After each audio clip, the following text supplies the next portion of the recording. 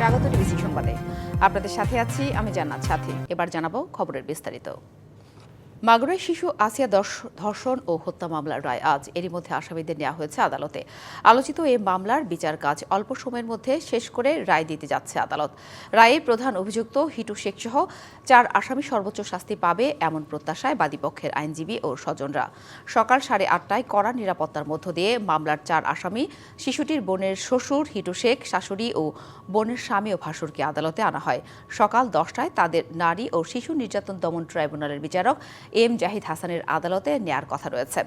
গত মঙ্গলবার যুক্তিতর্ক উপস্থাপন শেষে বিচারক এই রায় ঘোষণার দিন ধার্য করে। মাগুরার নিজ নান্দুয়ালি গ্রামে বোনের শ্বশুরবাড়ি বেড়াতে গিয়ে চলতি বছর 6 মার্চ ধর্ষণের শিকার হয় শিশু আসিয়া। 13 মার্চ ঢাকায় সম্মিলিত সামরিক হাসপাতালে চিকিৎসাধীন অবস্থায় মারা যায় 8 বছরের শিশুটি। আলোচিত এই মামলার রায় ঘিরে আদালত প্রাঙ্গণে জোর নিরাপত্তা করা হয়েছে।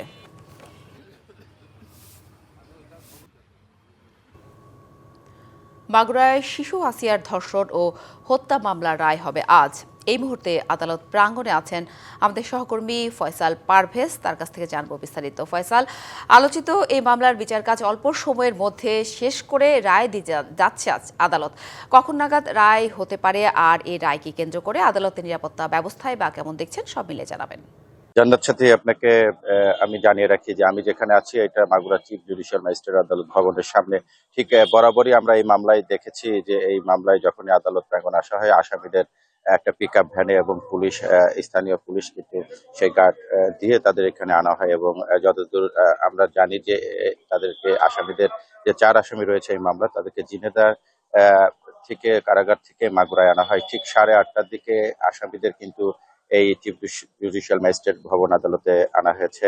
এখানে পুলিশ হেফাজতে রয়েছে। আদালত চত্বরে কিন্তু সকালে কম নিরাপত্তা ব্যবস্থা থাকলেও আমরা দেখতে পেয়েছি 9টার পর থেকে স্থানীয় যে পুলিশ এবং আইন শৃঙ্খলা বাহিনীর বিভিন্ন সদস্যরা কিন্তু আদালত চত্বর ঘিরে রেখেছে। আপনি দেখতে পাচ্ছেন যে আমার পিছনে কিন্তু ইতিমধ্যে পুলিশের টহল রয়েছে এবং সেই সাথে আপনাকে একটু জানিয়ে রাখি যে এই মামলার রায় আজকে দেওয়ার কথা গত 13ই মে সাক্ষ্য শুনানি এবং যুক্তিতর্ক উপস্থাপন শেষে এই মামলার যে সরকারি যে কৌশলী মনিরুল ইসলাম মুকুল তিনি কিন্তু জানিয়েছেন যে মামলার রায় 17 তারিখ অর্থাৎ আজকে সেই মামলার রায় হতে পারে।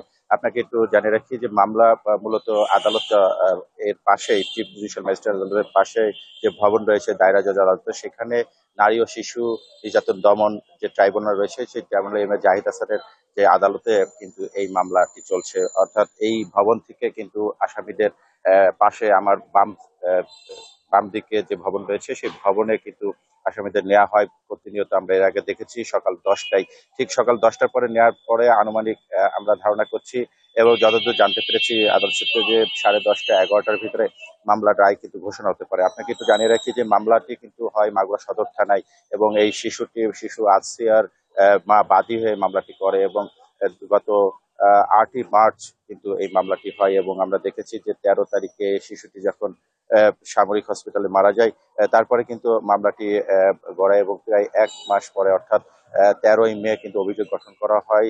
27 তারিখে কিন্তু সাক্ষ্য গ্রহণ শুরু হয় এবং তারপরে যুক্তিতর্ক শেষে 13ই মে ঘোষণা করা হয় যে মামলাটির রায় হবে আজকে 17 তারিখ। সর্বশেষ এই ছিল শিশু আসিয়ার খবর। আপনি থাকুন আদালত প্রাঙ্গণে রায় ঘোষণা পর্যন্ত। নিশ্চয়ই আমরা পরবর্তীতে আবারও যুক্ত হব আপনার সঙ্গে। রাতের আধারে এনবিআর 2 ভাগ করার অধ্যাদেশ জারি আর তড়ি ঘড়ি করে ডলারের দাম বাজারের উপর ছেড়ে দিল সরকার। বিশ্লেষকরা বলছেন অর্থনীতির জন্য বড় 2 সিদ্ধান্তে সরকারের তাড়াহুড়ো দেখে মনে হয় সরকার যেন এখন আইএমএফের জালে বন্দী। আইএমএফ থেকে বের হয়ে যাওয়ার হুমকি দিয়ে হঠাৎ করে সব শর্ত মেনে নেওয়ার এমন ঘটনা সরকারের উপর জনগণের অনাস্থা সৃষ্টি করতে পারে এমন শঙ্কাও করছেন বিশ্লেষকরা।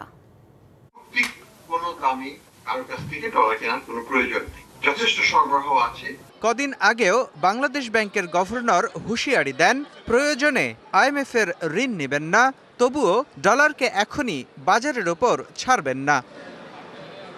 আইএমএফ এর শর্ত ছিল রাজস্ব আয় বাড়াতে হবে, আর এজন্য রাজস্ব নীতি ও আহরণ বিভাগ আলাদা করার প্রক্রিয়াও শুরু হয়েছিল, কিন্তু রাতের আধারে জারি করা অধ্যাদেশ রাজস্ব কর্মকর্তাদের মধ্যে সৃষ্টি করল ক্ষোভ। পরামর্শ কমিটির প্রতিবেদন অচিরেই জনসম্মুখে প্রকাশ করতে হবে। সরকারের এমন দুই বড় সিদ্ধান্তে তাড়াহুড়ো জন্ম দিয়েছে নানা প্রশ্নের। বিশ্লেষকদের শঙ্কা, উন্নয়ন সহযোগীদের ঋণের অর্থ পেতে সরকার আবারও মূল্যস্ফীতিকে উস্কে দেওয়ার ঝুঁকি নিল।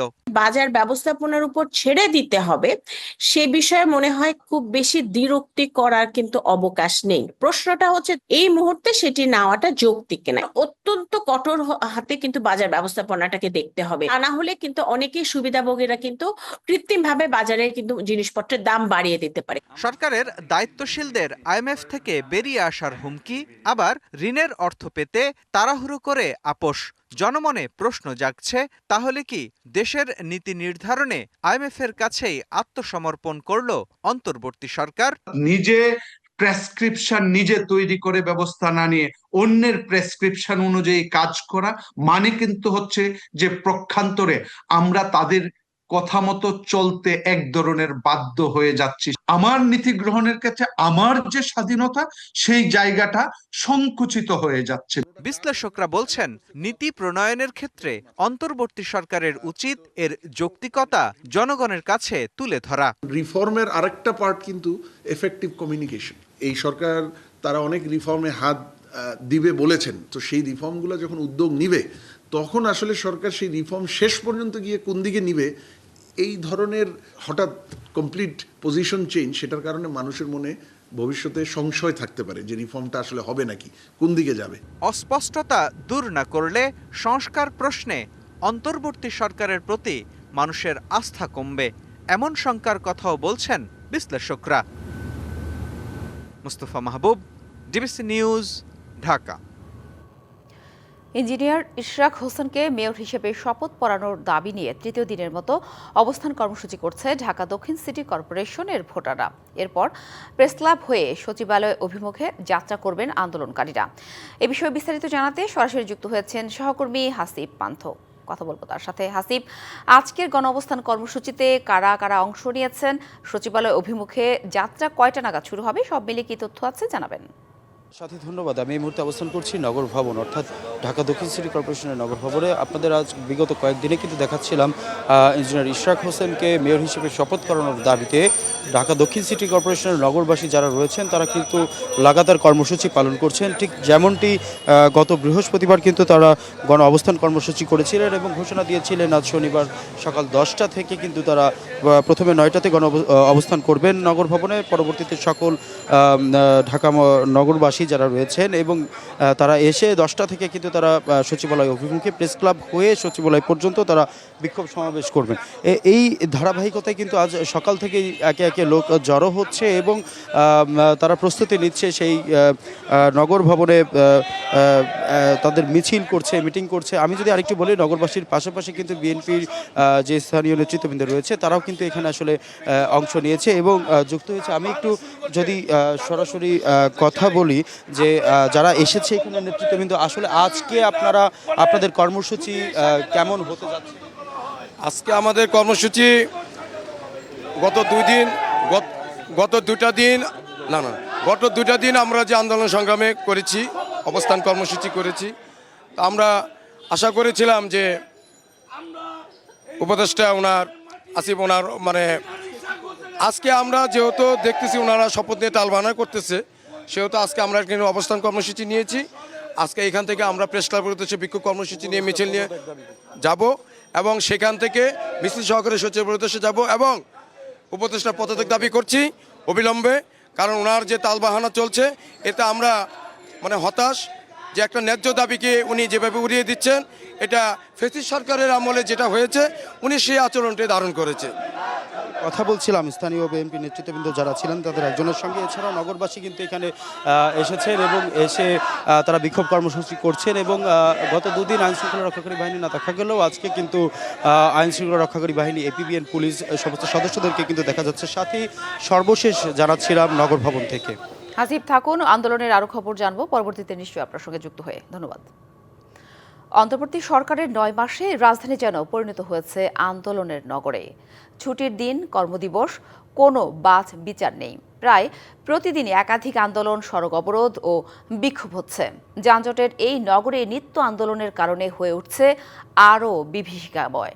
পুলিশের তথ্য অনুযায়ী অন্তর্বর্তী সরকারের ৯ মাসে রাজধানীতে প্রতিদিন গড়ে ২ থেকে ৩টি আর মোট আন্দোলন হয়েছে ৫৫০-ও বেশি। অভ্যুত্থানের মুখে ৫ই আগস্ট আওয়ামী লীগ সরকারের পতনের পর গঠিত হয় অন্তর্বর্তী সরকার। এই সরকারের কাছে দাবি আদায়ে সরব হয়ে ওঠে ছাত্র, শিক্ষক, পেশাজীবী সহ সব শ্রেণীর মানুষ। দিনে দিনে এভাবে ঢাকা হয়ে উঠছে আন্দোলনের নগর, যেখানে কথায় কথায় চলে সড়ক অবরোধ, বিক্ষোভ।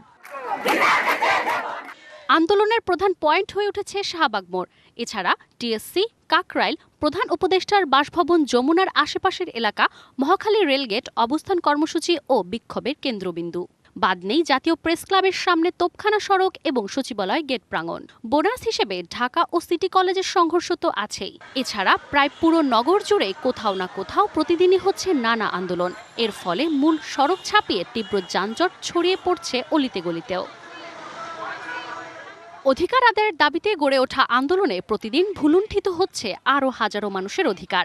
সীমাহীন ভোগান্তি হয়ে উঠছে নগরবাসীর জীবনের অনুষঙ্গ।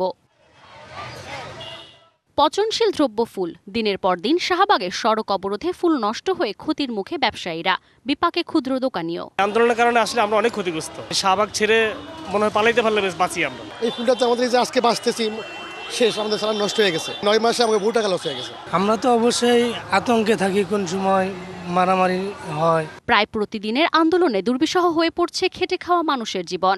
একদিন বাদে বাদে আন্দোলনে ইনকাম খুব কম। গুন্ডগোল আন্দোলনের থেকে আমি জানি যত তাড়াতাড়ি সরকারের কাটা ভোট দেওয়া দরকার। গুরুতর রোগী বহন করা অ্যাম্বুলেন্সও অনেক সময় আটকা পড়ে সড়ক অবরোধে। এতে দেখা দেয় জীবন বিপন্ন হওয়ার শঙ্কাও। 2 বছরের বাচ্চা মৃত্যুর সাথে পাঞ্জা লড়তেছে, সবাইরে বলতেছে যে একটু ছাড়ি দেন, আমার বাচ্চাটারে বাঁচাতে হবে। বাচ্চার মা কান্না করতেছে, বাবা কান্না করতেছে, কিন্তু আন্দোলনকারীরা তারপরও পথ ছাড়ে নাই। প্রায় 2 ঘন্টা 3 ঘন্টা লাগে রাস্তা আটকানো থাকতে হয়, তো ভোগান্তি অনেক যাত্রীদের। প্রায় 1 ঘন্টা 1.5 ঘন্টার মতো গাড়িতে বসে ছোট বাচ্চাকে নিয়ে বসে থাকা লাগছে। ঢাকা মহানগর পুলিশের তথ্য অনুযায়ী প্রতিদিন গড়ে 2 থেকে 3টি আন্দোলন হয় এই নগরে। সেই হিসেবে গত 9 মাসে আন্দোলন হয়েছে 555টি। যারা আন্দোলন করে তাদেরকে বলি যে ভাই, এই অ্যাম্বুলেন্সে রুগী আছে, মুমূর্ষু রুগী আছে, হাসপাতালে নেওয়া দরকার। ওরা আমাদের হেল্প করে, আমরাও সহজে পার করে দিই। আবার অনেকে আছে আন্দোলন তো আন্দোলনই, কোনো গাড়ি চলবে না। ভুক্তভোগীরা জানান, দাবি আদায়ের এসব আন্দোলনে কার্যত জিম্মি হয়ে যাচ্ছে সাধারণ মানুষ। এই অবস্থা থেকে কবে মিলবে মুক্তি তা জানে না কেউ। Manjuma Afroz, Nilima, DBC news, Dhaka. DBC সংবাদ এই ছিল এখনকার মতো। ডিবিসি নিউজের সংবাদগুলো পড়তে ভিজিট করুন dbcnews.tv আর ভিজিট করুন ডিবিসি নিউজের ফেসবুক পেজ এবং ইউটিউব চ্যানেল। ডিবিসির সঙ্গেই থাকুন 24 ঘন্টা।